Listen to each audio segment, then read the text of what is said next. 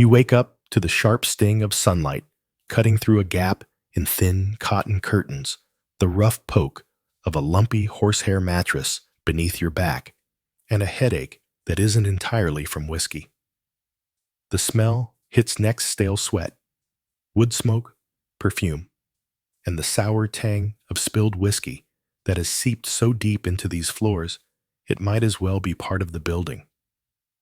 Somewhere downstairs, someone's banging away at a piano, trying and failing to get it in tune. You hear the muffled clatter of wagon wheels outside and the high-pitched laughter of a woman that sounds a little too rehearsed. This is no dream. This is your life. It's 1878. You are the madam of this house, a two-story brothel tucked above a saloon in a dusty mining town somewhere out west. Your name ain't your real name. Around here, you're just Catherine. Everyone knows you. No one really knows you. You swing your legs over the side of the bed, feeling the protest in your knees and hips as you do. The years are catching up with you. You're 35 now. Old by the standards of this trade. Not that you were ever one of the girls.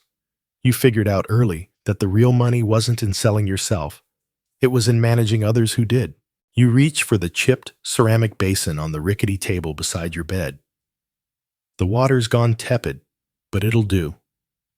You splash your face, wipe it dry with a frayed scrap of linen, and stare at the place where a mirror ought to be. Not that you need it. You know every line, every crease, every tired shadow on your face by heart. This face has brokered deals, calmed fights, charmed lawmen, and sent drunk miners stumbling home before sunrise. You dress in a plain dark skirt and a white shirtwaist for the morning's work.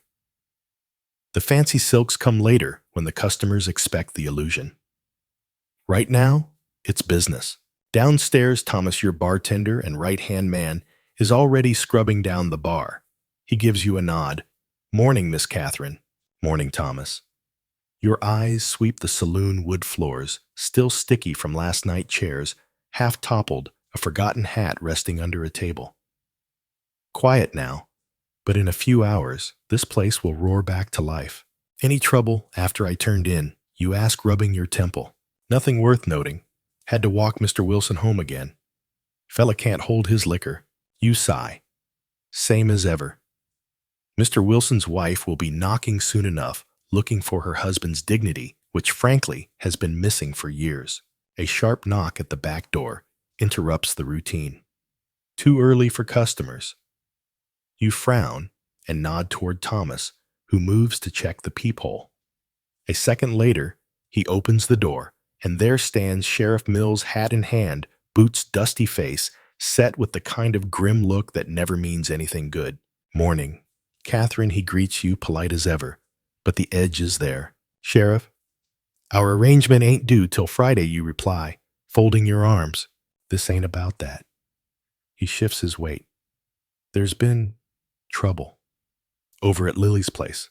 Lily runs, or rather ran, a smaller operation out on the edge of town.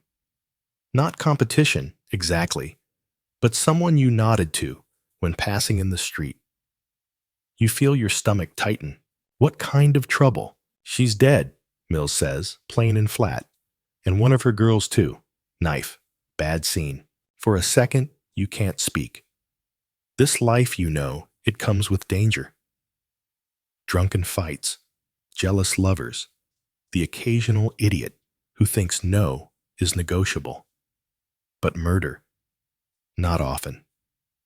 Not like this. You got any idea who you manage? "Not yet," Mills says, "but word's gonna spread fast. Figured you should know. Keep your girls close. Hire extra security if you can. Could be nothing. Could be something." You nod slowly, already calculating. Extra security means hiring Big Joe for the week. He's expensive, but effective. You'll need to check the safe pull from reserves. Probably raise prices a little to cover it. Survival math. You pull a silver dollar from your pocket and pass it to the sheriff. Not a bribe, exactly. A gesture. "Thanks for the heads up." He pockets it without blinking. "Take care now. When he's gone, you stay there a moment, leaning against the doorframe. Lily.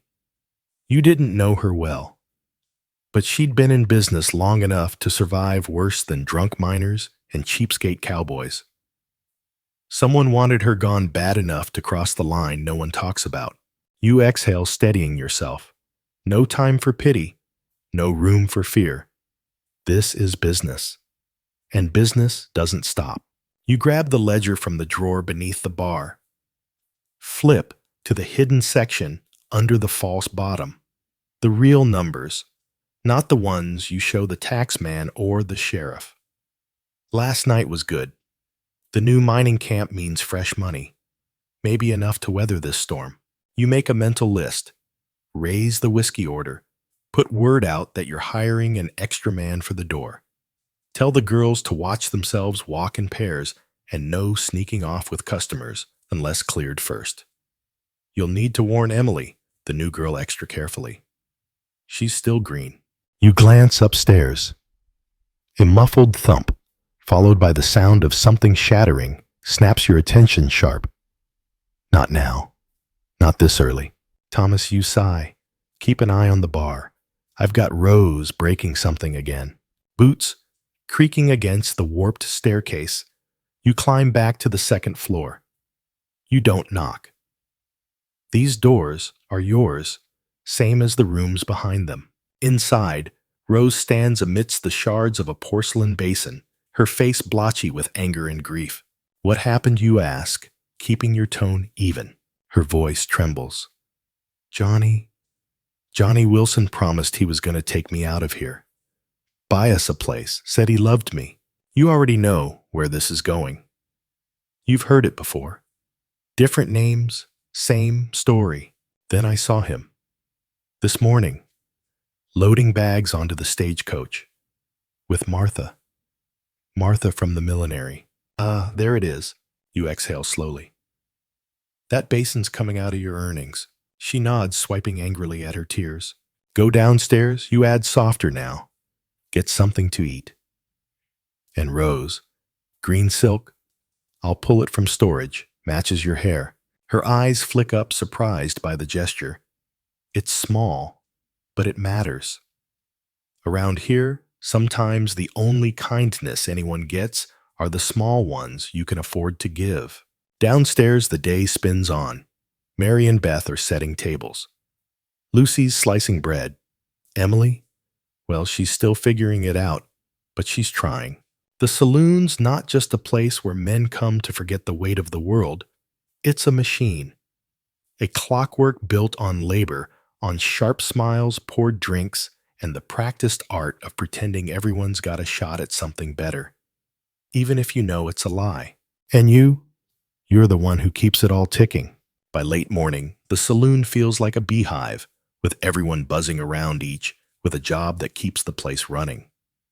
From the outside, it's easy to think a brothel is just a place where men come to drink, dance, and disappear upstairs for a while.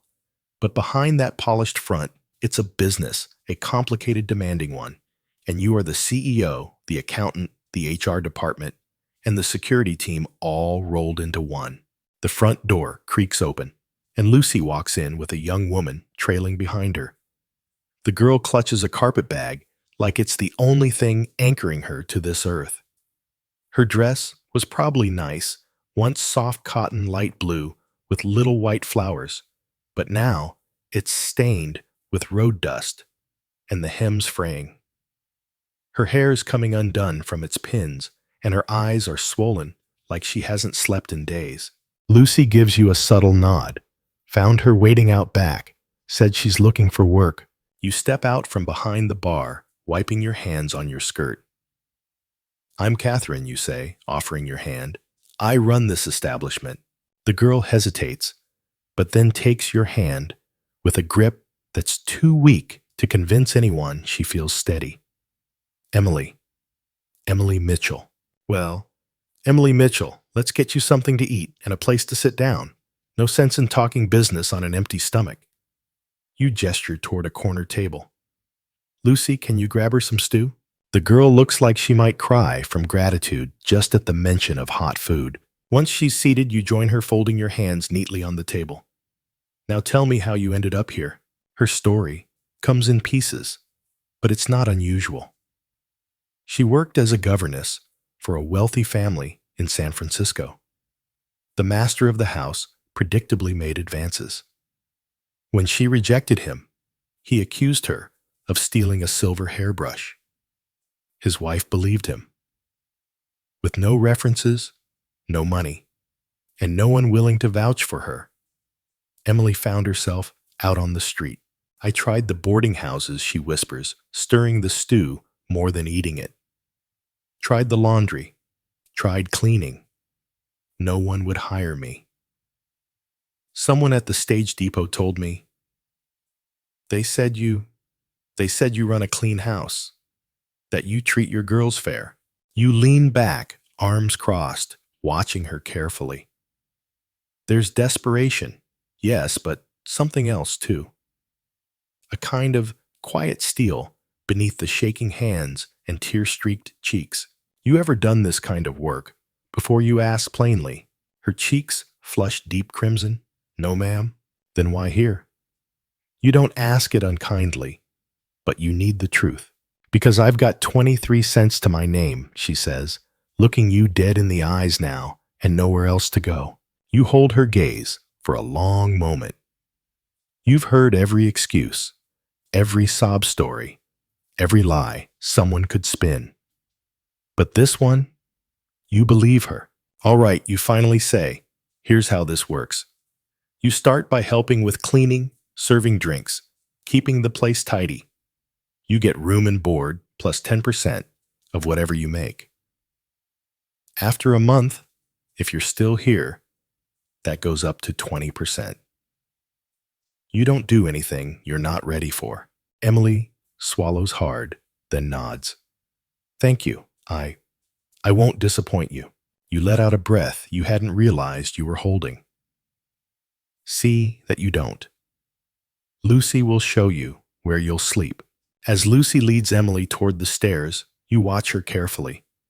Most girls come into this life thinking it's temporary. A few weeks, maybe a month, just until they've saved enough to start fresh somewhere else.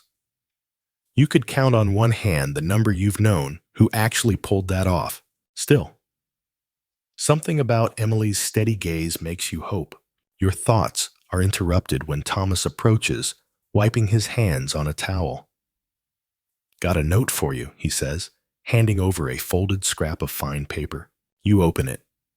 The handwriting is unmistakable. Rosalie, the most expensive madam in town. Her words are simple but heavy. Meeting tonight. All of us. My place. Urgent. You fold the note and tuck it into your skirt pocket. Not surprising. Lily's murder had everyone rattled. In this line of work, your competitors are also your closest allies.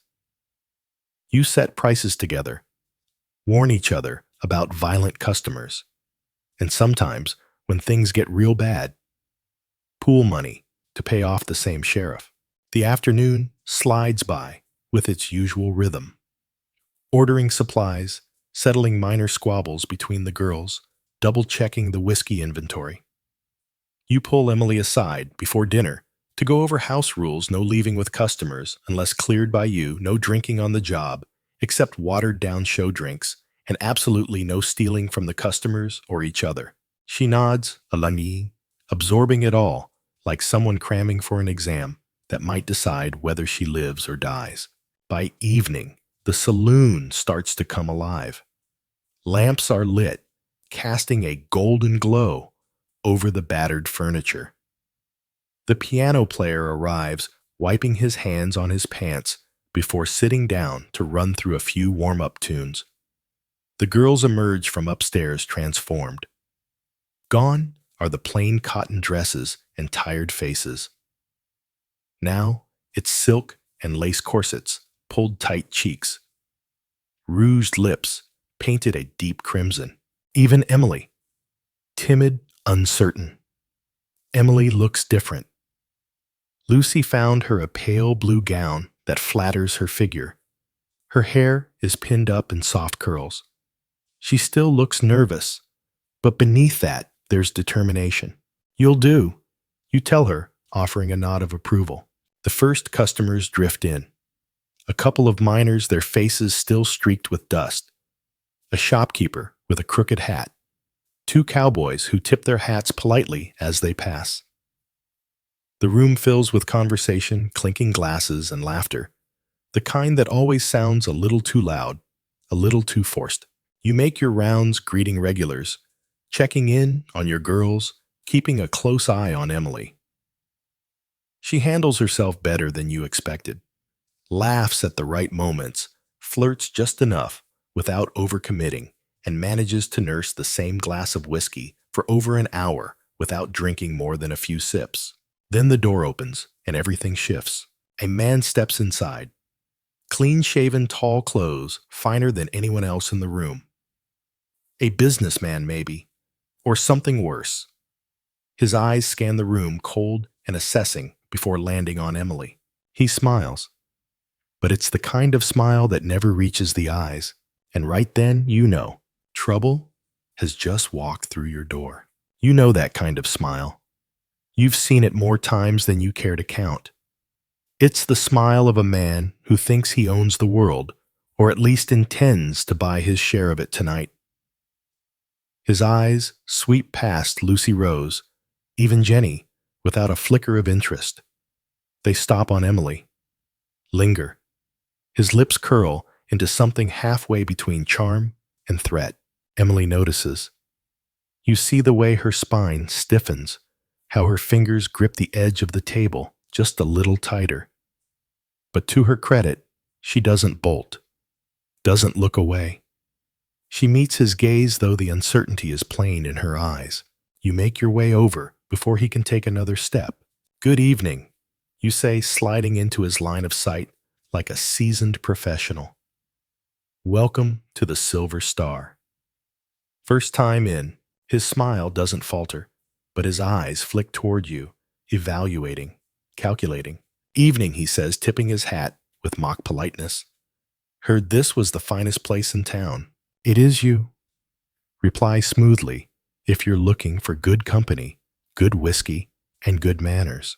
The unspoken part of that sentence hangs heavy in the air. Play nice or get out. I'm sure he says his tone lazy, but laced with something sharper. Name's Victor. Victor. Doesn't sound local. Doesn't act local either. The locals know better than to strut in here like they own the place. I'm Catherine, you say, keeping your voice even. I run the place. Anything in particular you're looking for tonight?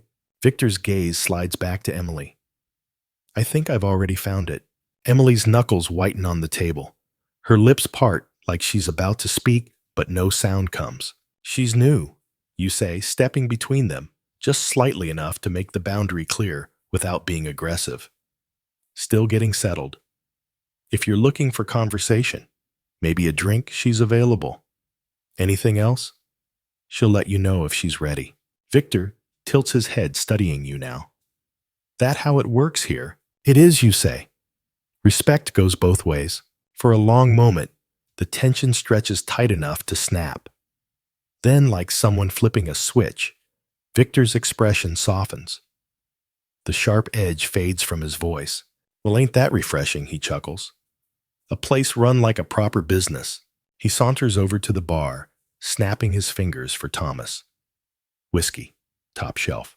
You nod to Emily, who exhales so softly you almost don't hear it. Her eyes meet yours wide and questioning. You give her a subtle nod. You're okay, for now. But your gut's not convinced. The rest of the night moves, but not easily. The usual flow of laughter and flirtation feels strained, like everyone's waiting for something to crack. Victor drinks, but doesn't get sloppy. He talks with some of the other men, tosses a coin at the piano player for a tune, but every so often his eyes flick back to Emily. You make a point of hovering nearby, keeping the conversations light, intervening whenever his gaze lingers a second too long. Sometime near midnight, you spot Lucy slip over to you. Back door, she murmurs low. Someone knocking. Your eyes narrow. Thomas knows. She nods. Sent me to get you. You excuse yourself, making your way past the tables and through the narrow hall that leads to the storeroom and the back entrance. Your hand strays toward the small pistol, tucked discreetly into the folds of your skirt. You open the peephole. It's Harriet, another madam, runs a small place down by the rail yards. Mostly caters to railroad men and drifters, not your usual clientele, but you've dealt with her enough to know she's sharp as a whip. You unlatch the door. Didn't expect you tonight. Didn't expect to be here, she replies, glancing over her shoulder. Mind if I step in? You let her through, closing the door behind her. What's going on, you ask? She wastes no time. Word spreading. Lily didn't just get killed. She was robbed. You frown. Robbed ain't much worth stealing from a place like hers. Not money, Harriet says. A ledger. Your stomach drops. No, you say more to yourself than her. Tell me she wasn't that stupid. She was, Harriet confirms grimly. Kept a book. Names. Dates. Prices. Requests. Damn fool, you whisper. You lean against the table, suddenly cold. That's enough to ruin half the men in this town. And enough motive for someone to make her disappear, Harriet adds. You stare at the floor, thinking fast. Every brothel keeps books, but most are discreet. One set for the taxman, one for the madam. Some women keep private notes about regulars, who's generous, who's violent. But a full ledger, with names and dirty details. That's a death sentence. Any idea who's got it, you ask? Harriet shakes her head. Not yet. But everyone's looking. And if Lily had a book, others might start wondering if the rest of us do too. The implications are clear. If someone's killing to keep secrets buried, any madam in town could be next, including you. You rub your temple, already feeling the headache coming on. I need to talk to Rosalie. She knows. She's the one who told me to come warn you. Of course she did. Rosalie always knew what was happening 3 steps before anyone else. What's Victor's story? Harriet asks suddenly. You blink. Victor. Man came by my place earlier asking questions. Said he was new in town. Wanted to know where the classiest establishments were. Asked about you. About your girls. About Emily. Your skin prickles. You sure? Harriet nods. Didn't like the look of him. Figured you should know. The knot in your gut twists tighter. Victor's not here for whiskey, and he's sure as hell not here for fun. You nod toward the door. Thanks, Harriet. I owe you. Keep your girls close, she says, stepping back out into the night, and keep your eyes open. When she's gone, you bolt the door, leaning against it for a moment, letting the tension sink into your bones. Victor. The ledger. Lily's death. It's all connected. You can feel it in your marrow. You push off the door and square your shoulders. No time for fear now. No time for guessing. Time to find out exactly what kind of game you've been dragged into. You head back toward the saloon, your footsteps heavier now, every muscle in your body tensed like a wire about to snap. You take a quick glance around the room before fully stepping out of the hallway. The place is still humming barely. Conversations are quieter, more subdued. The piano player fumbles his way through a waltz nobody's bothering to dance to. And Victor, he's exactly where you left him, leaning back in his chair, long legs stretched out, one arm slung casually over the backrest. But his eyes, they never rest. They keep sliding back to Emily. You catch Emily watching him too, not with interest, but with the wary tension of a deer eyeing a coyote. You move to the bar, tapping twice. Thomas appears instantly. Keep an eye on him, you mutter. Don't be obvious, and keep the shotgun close. Thomas doesn't ask questions. He nods once, wiping his hands on his apron like it's just another slow Tuesday. You walk the floor, checking on the other girls, forcing yourself into small talk with regulars. But your mind keeps circling back Lily's ledger. Victor's questions. Harriet's warning. It doesn't feel like coincidence. It feels like the start of something real bad. Then you spot Lucy. She's good at reading a room. She's got that sixth sense every madam wishes all her girls had. She's standing by the piano, pretending to chat with the player, but her eyes flick toward you and then toward Victor. She's noticed it too. You stroll over like you've got all the time in the world. Lucy, go upstairs. Tell Rose and Jenny to stay put in their rooms for a bit. Her brows lift slightly, but she doesn't question it. Got it. And find Emily on your way. Send her to my office. Lucy peels off toward the back, moving like it's part of her routine. You circle the room one more time before slipping behind the bar and through the door to your tiny office. A minute later, there's a timid knock. Come in, you say. Emily steps inside, closing the door carefully behind her. Her hands are twisted in front of her knuckles white. You wanted to see me, she asks, trying to sound steady, but the tremor in her voice betrays her. You gesture to the chair across from your desk. Sit, she does. You fold your hands on the desk, leaning forward. Tell me what's going on. Her eyes widen. I don't know what you mean. Emily, you cut her off, voice sharper now. You're a smart girl. I've been doing this too long not to recognize when someone's running from something bigger than just bad luck. That man out there, he didn't come in for whiskey and a chat. He came looking for you. She swallows hard, fingers twisting tighter. I didn't know he'd follow me here. There it is, you breathe. Knew it. Emily drops her face into her hands. I didn't want to bring trouble. I swear I didn't. Then you better start talking, you say, keeping your tone even but firm. Now, for a moment, she's silent.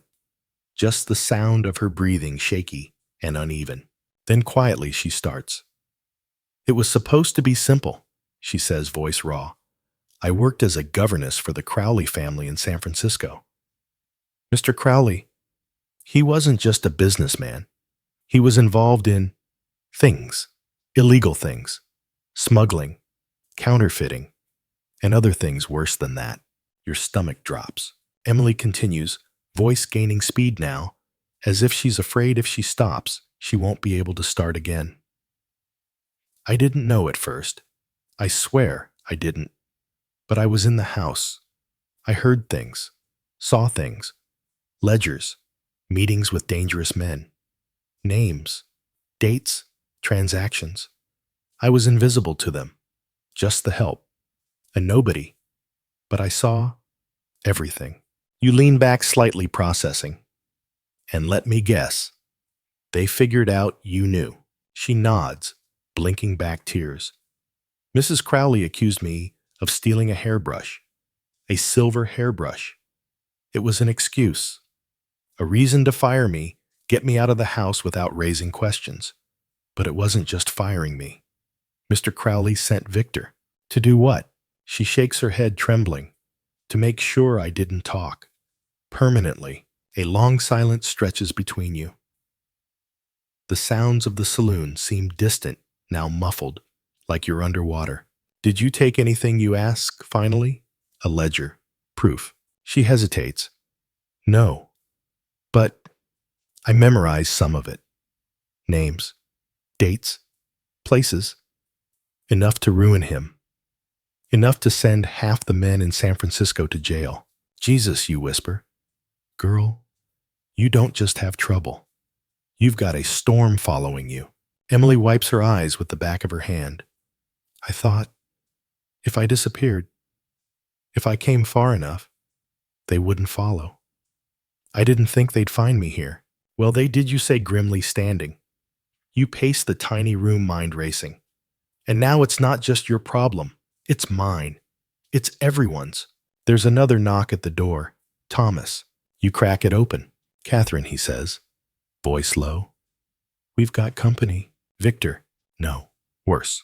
Your stomach clenches. How worse? Men, 3 of them, suits, not locals. Look like Pinkertons. Your heart skips. Pinkertons. Private detectives. Hired guns with badges. The kind of men who make the sheriff look like a Sunday school teacher. What are they doing? Talking to Victor at the bar. Real cozy. You shut the door fast, locking it behind you. You turn back to Emily, who's gone pale. Pack whatever you got, you say. Fast. You're leaving. Her eyes widen. Leaving where? I don't know yet, you mutter. But as of right now, the less those men know about where you are, the better. You yank open the bottom drawer of your desk, pulling out a worn leather satchel, your emergency fund. A stack of bills. A loaded Derringer. A map. For years, this bag has sat there, waiting for the day the sheriff stopped turning a blind eye, or the town council decided to clean up its image. You never imagined you'd be grabbing it to save someone else. You're helping me, Emily whispers, stunned. Girl, you say, strapping the bag shut, whether you like it or not. You're family now. Family. Emily repeats, her voice shaky, but laced with something new, relief maybe, or disbelief. She stands, hands trembling as she tries to gather herself. But where would I even go? You shove the bag into her hands. Doesn't matter yet. First, we get you out of here before those Pinkertons or Victor figure out you're upstairs. We'll figure the rest out later. Your mind is already sprinting ahead. There's a freight wagon that leaves for Carson City in the morning, but that's too long to wait. The train depots crawling with eyes, and slipping out on foot, not with three Pinkertons sitting downstairs drinking whiskey like they own the place. No, this is going to take something clever, something risky. A sharp knock rattles the office door. You freeze. Emily's face drains of what little color it had left. You motion for silence, pressing your finger to your lips. It's me? Lucy's voice comes soft through the door. He left. You unlock it fast, yanking her inside. Victor. Lucy nods, breathing fast. Walked out with the Pinkertons, calm as you please. Didn't even finish his drink.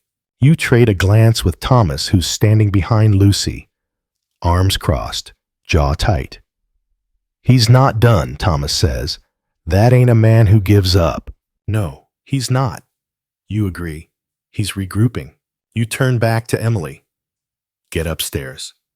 Stay out of sight. Don't answer the door unless it's me, Thomas, or Lucy. Emily clutches the bag to her chest like it's a life raft. Yes. Yes, ma'am. She bolts skirts, rustling feet pounding up the narrow staircase. Thomas rubs his beard, watching her go. This just got real complicated. Yeah, you sigh, dragging a hand down your face. It did. You head back into the saloon, with Thomas and Lucy trailing behind. The place is quieter now. Customers notice the suits, how could they not? And the moods shifted. You catch snippets of whispers. Who were those fellas? Pinkertons, I think. Didn't know this place had that kind of trouble. You plaster on your best madam smile. Warm. Unbothered. The kind that says, this is none of your concern, gentlemen. You make your rounds again, chatting with regulars, laughing at their jokes, pouring free drinks when needed. Keeping everything smooth. But underneath it, your nerves are stretched thin. By the time the clock strikes midnight, most of the customers have filtered out, leaving only a few locals too drunk to care about anything beyond the bottom of their glass. You send the girls upstairs early, close tonight, no arguments. When the last man staggers out, Thomas locks the front door behind him. You lean against the bar, finally letting your mask slip. What now, Lucy asks. Quietly. You rub your temples. I need to know what Victor's after for sure. I need to know if he's really working for Crowley. Or if this is something else. Thomas leans on the counter. Harriet might know more. You nod. Yeah. And Rosalie. Lucy crosses her arms. I don't like this, Catherine. If Victor's working with the Pinkertons, it ain't just Emily in danger. It's all of us. I know. You pace, thinking fast. If they think I've got that ledger or anything like it, they'll come after me too. Lucy chews her lip. Do you? You freeze. What? Do you have something like that? A ledger? Blackmail? You look at her, for a long beat, then sigh. Not like Lily. No names, no dirty secrets, just accounts. Money in, money out. A smart woman keeps track of her business, but not of men's sins. That's how you survive. Thomas grunts in agreement. Smart. Lucy glances toward the staircase where Emily disappeared. She ain't gonna survive long if we don't figure this out. A soft knock at the back door makes all three of you stiffen. Thomas's hand goes straight to the shotgun under the bar. Hold, you whisper. You creep over to the door and glance through the peephole. It's Rosalie. You fling the door open. Took you long enough. She steps in fast, pulling her shawl tighter. Rosalie's older than you, sharper her hair, an elegant coil of silver and black. Her dress is finer than anything most women in this town will ever wear. But there's nothing soft about her. We need to talk, she says. Now. You wave her inside. Already figured. Rosalie sits smoothing her skirts. I heard Victor's been sniffing around. Heard the Pinkertons walked out with him an hour ago. Yeah. You drop into the chair opposite her. That fast enough for you? Her lips tighten. It's worse than you think. I've got confirmation. Crowley hired them. Victor's one of his enforcers. Not just a thug. Not just a tracker. He's the cleanup crew. Lucy's face drains. Cleanup. Like if a problem can't be bought, it disappears. Rosalie's gaze flicks to you. And now that they've seen Emily in your house, you're the problem too. Thomas swears under his breath. You lean forward. Is it about the ledger? Or something else? Rosalie lowers her voice. It's both. Crowley's not just covering tracks. He's scared. He's made enemies lately, bigger than us. Railroad money. Politicians. If someone leaks what's in that ledger, it's not just him who burns. You exhale sharply. And Emily. Rosalie nods. She knows more than even she realizes. Crowley's terrified she'll start talking. The Pinkertons aren't here to scare her. They're here to make sure she never talks. Thomas grips the shotgun tighter. Then what's the plan? We hide her, Rosalie says. Or better, get her out of town. Way out. And how exactly do you suggest we do that, you ask? The depot's watched. The stagecoach, too. Hell, they'll probably have men watching every wagon leaving town. Rosalie leans back, crossing her arms. There's another way. You raise a brow, yeah? The old smuggler's route. Behind the North Ridge. Bootleggers used it before the war. Narrow, but passable. Leads to the canyon trail. From there, it's 2 days' ride to the riverboats. Get her on one of those, and she's gone. Your mind races. It'll work. Rosalie's lips curve into something between a smirk and a snarl. It'll work if she can leave by dawn. You glance toward the stairs. Emily's upstairs, probably sitting on that lumpy mattress, clutching her carpet bag like it's the only solid thing left in her life. Then we've got until sunrise to pull this off, you say. And if we don't, none of us are making it to tomorrow. The plan starts forming faster than you can even think to write it down. You've done a lot in this life, managed a dozen drunk miners in one night, handled angry wives pounding on your door, smoothed over fistfights between jealous customers. But this smuggling a girl out from under the noses of Pinkertons and a man like Victor. This is another level entirely. Thomas stands, jaw set. I can hitch the wagon, load some barrels in the back, make it look like I'm running supplies. Rosalie nods. Good. You take the west route, double back toward the ridge. Don't go straight out. They'll be watching the road. Lucy crosses her arms, her foot tapping anxiously against the floorboards. And the rest of us. You stay here. You answer, already thinking 5 moves ahead. Rosalie and I will keep the saloon open. Act normal. If Victor or the Pinkertons show up, they'll expect to see business as usual. Won't they notice Emily's not here, Lucy asks. Not if they think she's upstairs. Sick. Tired. Entertaining, you say, forcing the lie into place before your nerves can get the best of you. Rosalie leans in, her dark eyes sharper than glass. The key is stalling them long enough. If you can buy Thomas 2 hours, maybe 3, he'll be clear past the ridge. Thomas gives a tight nod. I can do it. Your mind flashes to Emily's face, wide-eyed, frightened, but still full of that grit you saw from the first moment she walked through your door. I'll go tell her, you say quietly. You climb the stairs, boots creaking on every step. Each footfall feels heavier than the last.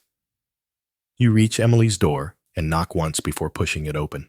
She's sitting on the edge of the bed, fully dressed, her carpet bag already packed and resting on her lap. Her head snaps up the second she sees you. It's bad, isn't it? She asks softly. You step inside, closing the door behind you. Yeah, it's bad. Worse than you know. Emily's fingers tighten on the bag. Are they? Are they coming? Not yet. But they will, you reply. That man Victor, he works for Crowley. So do the Pinkertons. They're not just here to scare you, Emily. They're here to bury you. Her face goes pale, but she doesn't cry. Doesn't shake. Just nods her back, straightening. What do I do? You're leaving, you say. Tonight. Thomas is hitching the wagon. There's a smuggler's trail through the ridge. Once you're on the other side, you'll catch a riverboat heading south. Her throat works like she's trying to swallow a boulder. I thought I could disappear here. I thought. You kneel down in front of her, gripping her hands. You will disappear. Just not here. Not now. Her eyes fill with tears, but her jaw hardens. Okay. Tell me what to do. You squeeze her hands once before standing. You follow Thomas. You don't argue. You don't ask questions. You move fast and quiet. No looking back. Emily nods. Okay. And one more thing. You cross the room, open the bottom drawer of the chipped dresser, and pull out a small revolver wrapped in a handkerchief. You hand it to her. You hope like hell you don't need this.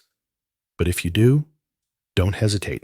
Her fingers curl around it like it weighs 100 pounds. I don't even know how. Point, pull, don't think. She swallows but nods, tucking it into her bag. Got it. A knock at the door makes you both jump. It's me, Thomas calls. You open it. Wagon's ready. Got the barrels stacked tarps over the top. Looks like a whiskey delivery. Good, you say? Get moving. Thomas steps into the room, offering Emily his hand. You ready, kid? She hesitates for only half a heartbeat before standing. Yeah, ready. As they move toward the stairs, Emily pauses, turning to you. Catherine? Yeah, thank you. I don't have the words. You manage a smile, but your throat's tight. Don't thank me yet. Thank me when you make it out.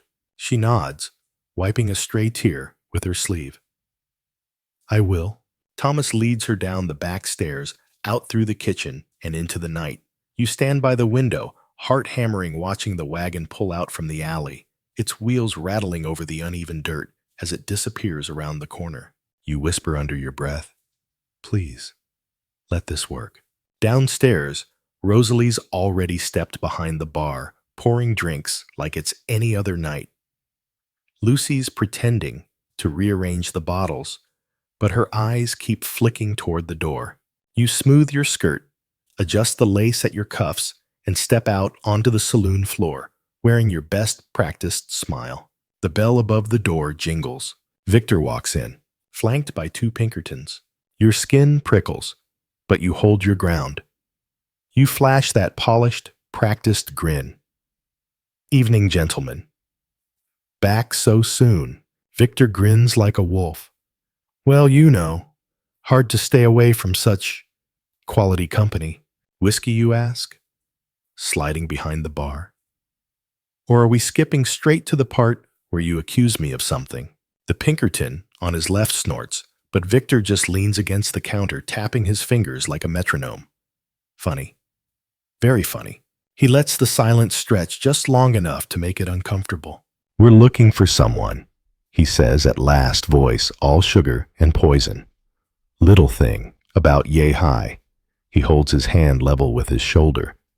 Pretty, New in town. You pour the whiskey, slow, steady.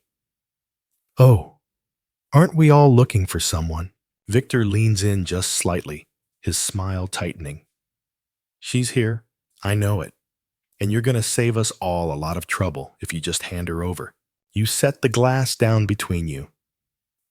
Victor, sweetie, if I had $1 for every time a man walked through that door, thinking he could tell me how my business runs, you smile wider. Well, I wouldn't have to run a saloon now, would I? His eyes narrow. Careful, Catherine. No, you say folding your arms. You be careful. The tension coils so tight, you can almost hear it hum. Then footsteps. Lucy appears at your shoulder, sliding in smooth as butter. Sheriff Mills is outside, she murmurs, just loud enough for Victor and his men to hear. Says he wants a word. Victor's smile doesn't falter, but his eyes darken. Fine, he says, straightening. We'll chat with the sheriff. But as he turns to leave, he looks back over his shoulder. This ain't over, Catherine. Not by a long shot. You keep the smile plastered on your face until the door swings shut behind him. Then, and only then, you let out the breath you've been holding so tight your ribs ache.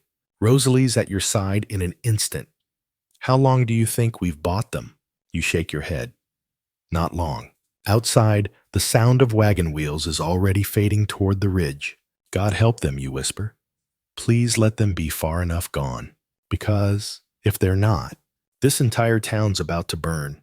The second the door shuts behind Victor and his goons, the entire saloon feels like it exhales at once. You lean against the bar, pressing your hands into the worn wood until your knuckles turn white. Rosalie steps beside you, smoothing her skirt, her eyes sharp. That bought us an hour. Maybe 2, no more. Lucy's pacing now, arms folded tight across her chest.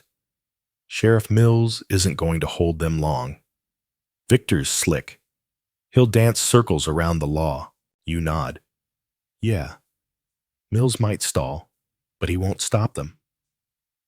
He's no fool. He knows better than to get in the way of Pinkertons for too long. Your eyes drift toward the window, scanning the dark street beyond. The town looks quiet, peaceful, but you know better. You can feel the danger simmering just beneath the surface like the air before a thunderstorm. Thomas should be past the ridge by now, Rosalie says, checking the clock. If nothing went wrong. A bitter laugh slips from your lips. When does nothing go wrong? Before anyone can answer, there's another sharp knock at the back door. Rosalie's hand darts to her pocket, where you know she keeps a small pistol. Lucy grabs the handle of the mop, leaning against the wall like it's a weapon. You cross the room in 3 long strides, peek through the slit in the curtain, and relax. It's Harriet. You swing the door open, get in. She slips inside, fast tugging her bonnet down like it could hide her whole face. It's bad, she says without preamble. I just came from the livery. Victor's hired 2 riders, local boys. They're heading out. I heard him say North Ridge. Your stomach lurches. They're going after Thomas. Harriet nods grimly. Yeah. If he's not clear of that pass, they'll find him. You slam the door shut and turn back toward Rosalie. Do we have anyone left we can trust? Rosalie presses her lips tight. Maybe. Her eyes flick to Harriet. Harriet sighs, already knowing where this is going. I'll go, she says, pulling a shotgun from beneath her cloak. I can ride fast. I know the back trails better than any man in this town. Lucy's brows knit with worry. It's too dangerous. Harriet flashes a grin. Honey, everything's dangerous. Breathing's dangerous right now. You grab her shoulder. You sure? She nods. Tell me where they're heading exactly. They should be cutting through the dry wash on the far side of the ridge, you say. It's narrow, but faster than the main trail. Thomas knows it. Emily'll be hunkered under the tarps. Harriet tips her head. I'll find them. You squeeze her hand. If anything happens, it won't. Her voice is steel. Not tonight. And just like that, She's out the door, disappearing into the night like a ghost. You step back from the door, drawing in a shaky breath. If they catch Thomas, Rosalie cuts you off. Then we have to assume the worst and prepare. Lucy looks between the two of you. Prepare for what? You meet her gaze, dead on. For them to come here and tear this place apart. The words hang heavy in the air. Rosalie nods. Agreed. We hide anything they could use against us. The ledgers, the money, anything that looks less than respectable. Lucy moves fast, helping you pull the false bottom from the floorboard behind the bar. Inside, stacks of bills, documents, contracts. It's not a fortune, but it's everything. Your safety net, your future. You bundle the money into a canvas sack, along with the emergency revolver, and slip it into the storage crate beneath the flour bin in the kitchen. You wipe your hands on your skirt, heart pounding. Then you grab the real ledger, the clean one, and open it to the most boring page you can find. Just numbers, just drink sales, just room rentals, nothing else. You set it neatly on the counter, a decoy. Rosalie walks the room, adjusting chairs, clearing empty glasses, straightening the place like it's just another quiet night in the middle of nowhere. Then the bell on the door jingles again. Victor, two Pinkertons right behind him. But now, there's someone else too. A tall man in a gray suit with a sheriff's star pinned to his vest. Not Mills. Someone else. Someone you don't know. The Pinkertons step aside like they're clearing the path for him. Victor tips his hat, but his grin is razor sharp. Evening, Catherine. You step forward, hands resting lightly on the bar. Back so soon, starting to think you like the whiskey more than the company. The tall man steps forward, unfolding a piece of paper. Catherine, this here's a lawful warrant to search your premises for evidence pertaining to the harboring of a fugitive and theft of property belonging to Mr. Jonathan Crowley of San Francisco. Your stomach knots. A fugitive, you repeat, voice, calm as you can manage. A governess fired for a hairbrush. The man's face stays flat. That ain't my concern, ma'am. Victor's eyes gleam. We'll try not to make too much of a mess. Thomas isn't back yet. Harriet's not back. You're alone in this. You glance at Rosalie, whose face is a mask of icy calm. Lucy hovers near the piano, fingers twitching, ready to bolt if this turns south. You open your arms. By all means, search. And search they do. They start upstairs, boot-stomping doors flung open, mattresses, flipped drawers dumped. You hear things, breaking wood, splintering, glass shattering. One of the girls screams when they rip open her trunk and scatter her things across the floor. Victor stays downstairs, pacing slow, watching you. Like a wolf circling. You're wasting your time, you say. We'll see. The sheriff stomps back down, shaking his head. Nothing upstairs. Victor's smile tightens. Check the cellar. The Pinkertons vanish toward the back. You wait, hands steady on the counter, willing yourself not to flinch at every thump and crash from below. Minutes drag. 5, 10. Then the sheriff stomps back up. Nothing, he growls. Victor's eye twitches. Check the back lot. The sheriff looks annoyed but nods. Fine. They storm out through the back door. You step to the window, heart hammering so loud you're sure Victor can hear it. And then through the narrow gap between buildings, movement. A wagon. No, not Thomas's wagon. It's Harriet. She's back. Alone.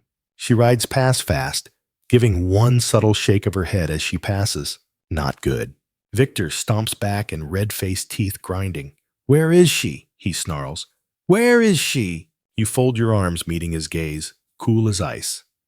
Not here. He slams his hand on the bar, rattling glasses. This ain't over. No, you agree. Leaning in. It's not. Victor's breathing hard, fists clenched. But the sheriff pulls him back. We're done here. For now. Victor spits, pointing straight at you. You hear me? This ain't over.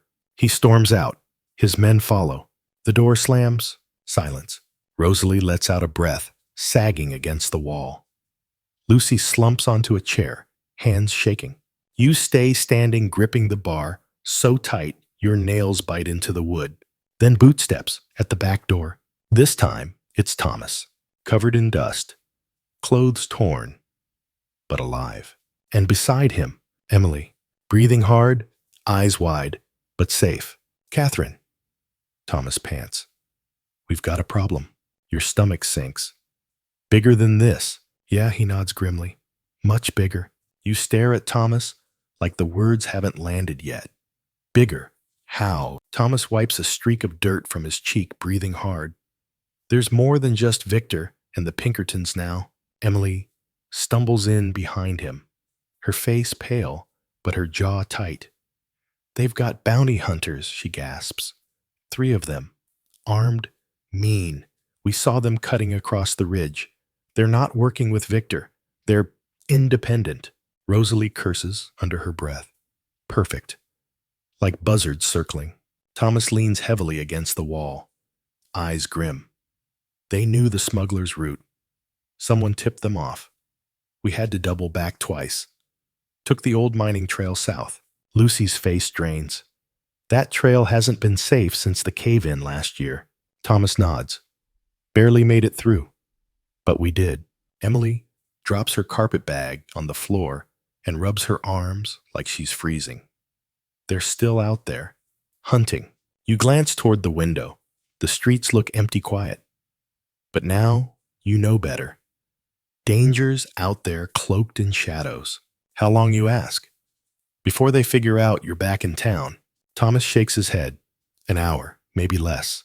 You pace, running a hand through your hair. Then the smuggler's route isn't an option. Not unless you want to walk straight into them, he confirms. Rosalie steps forward, eyes sharper than ever. Then it's time for Plan B. You turn toward her. We don't have a Plan B. We do now, Rosalie replies. We make it impossible for them to stay. You raise an eyebrow. What are you thinking? Rosalie's lips curl into a grin that sends a chill down your spine. Fire. Not literal. Metaphorical. We start making noise. Loud noise. We spread every rumor, every secret, every scandal we've ever heard about Victor, about Crowley, about their entire rotten network. Thomas lets out a low whistle. Rosalie. That's suicide. No, she counters. It's survival. They came here thinking we're weak, that we'll roll over. But if they realize bringing heat here exposes them, they'll back off. You glance at Emily. She's watching wide-eyed, but with that same quiet strength she's had since day one. Problem is, you mutter noise takes time. Then we buy time, Rosalie says. Same way we always have. We bluff. A pounding knock rattles the front door. Hard, heavy. Everyone freezes. Then a voice, Victor's. Sharp, cold. Catherine, open the damn door. You suck in a breath, steadying yourself. Lucy. Backstairs. Get the girls. Hide 'em. Lucy bolts. Thomas, stay near the bar. Keep the shotgun ready. He nods, loading shells as quietly as possible. You square your shoulders, step to the door, and slide back the latch. Victor barges in like he owns the place. The 2 Pinkertons flanking him look even meaner than before, but now behind them you spot 3 more figures. Bounty hunters. Rougher. Dirtier. One's got a scar down his entire face. Another chews a toothpick like it's the last meal he'll ever enjoy. Evening. You greet as sweet as poisoned honey. Victor steps forward, rage simmering under his skin. I'm done playing Catherine. Done. Ah, you sigh, leaning on the counter. And here I thought we were having fun. No more games, he snarls. You've got one chance. Hand her over. Now. Your smile fades. You fold your arms. Or what? Scarface steps forward, spitting on the floor. Or we tear this place apart. Board by board. Until we find her. And then what, you ask? Voice low. You drag her back to Crowley. What happens when word gets out? A bunch of Pinkertons and hired killers are shaking down women in a lawful business. Victor's grin widens. Nobody cares what happens to whores. Oh, you chuckle softly. See? That's where you're wrong. You let the silence drag. Let the tension stretch so tight, the air practically buzzes. Crowley's not as untouchable as he thinks you continue. You want to know what the folks in San Francisco are whispering about the rail contracts he bribed his way into, about the city councilman's wife he's been keeping quiet with hush money, about the judge's son found dead in one of his warehouses last winter. Victor stiffens, just for a second, but it's enough. That ledger Lily had. You tap your temple. Emily's not the only one who remembers things. You're bluffing, Victor growls. Try me, you say. The bounty hunter with the scar cracks his knuckles. This is getting real boring. Victor holds up a hand, stopping him. His eyes are calculating now. Not angry, not scared, but thinking, always thinking. See you?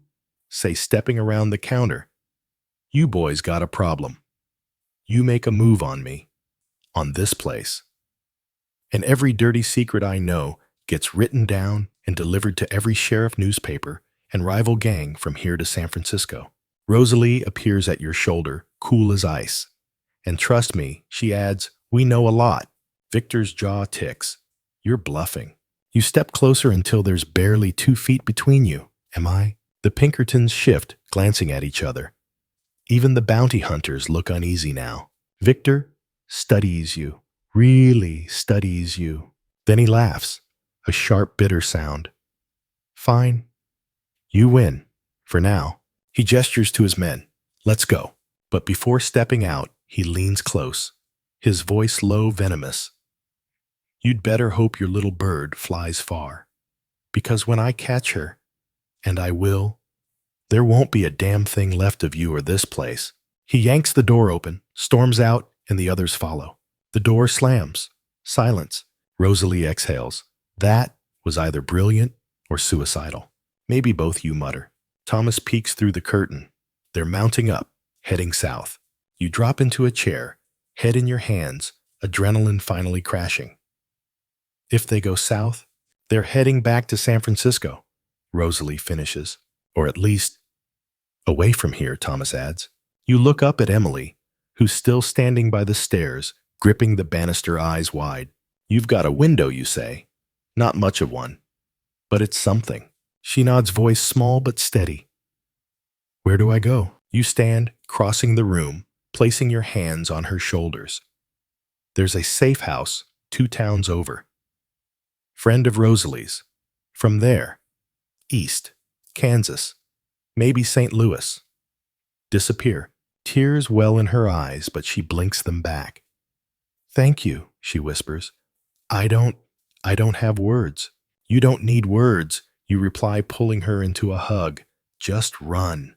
Live. Rosalie squeezes her shoulder. You've got more fight in you than you know, girl. Thomas steps to the door. I'll hitch the wagon. Emily grips your hands. What about you? What happens to you? You smile, tired but genuine. Don't you worry about me, sugar.